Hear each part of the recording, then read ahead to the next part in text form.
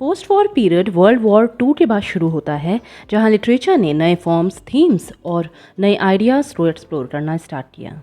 World war two के बाद society को कई चैलेंजेस फेस करने पड़े, जैसे एम्पायर्स का फॉल होना, नेशनल बॉर्डर्स का शिफ्ट होना और लोगों को डिस्प्लेसमेंट भी फेस करना पड़ा। ब्रिटेन ने वॉर जीत तो ली थी, लेकिन अब ब्रिटेन को इकोनॉमिक क्राइसिस और इंपीरियल पावर का डिक्लाइन देखना पड़ा। इसी वजह से डीकोलोनाइजेशन की वेव आई, जिसमें इंडिया, अफ्रीका और कैरेबियन ने इंडिपेंडेंस हासिल कर ली और ब्रिटेन के हाथ से पावर चली जाती है। दूसरी तरफ कोल्ड वॉर से टेंशन भी और न्यूक्लियर वॉर का डर भी लोगों को परेशान कर रहा था।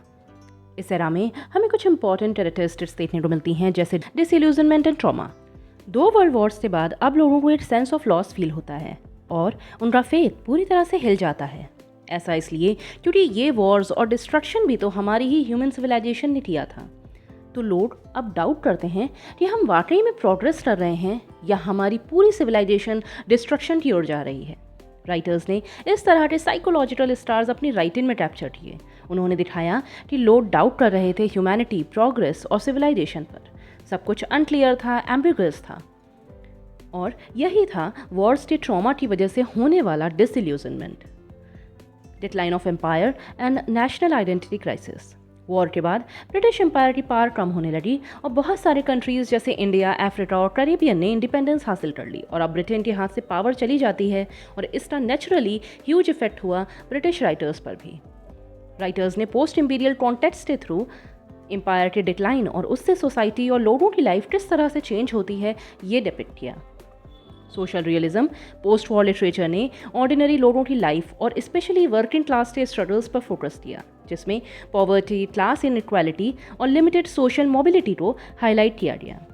इस समय हमें राइटर्स का एक फेमस ग्रुप भी देखने को मिलता है जिसका नाम था एंड्री यंगमैन, जिसके मेन फिगर्स थे किंग्सले एमिस और जॉन ऑसबोर्न।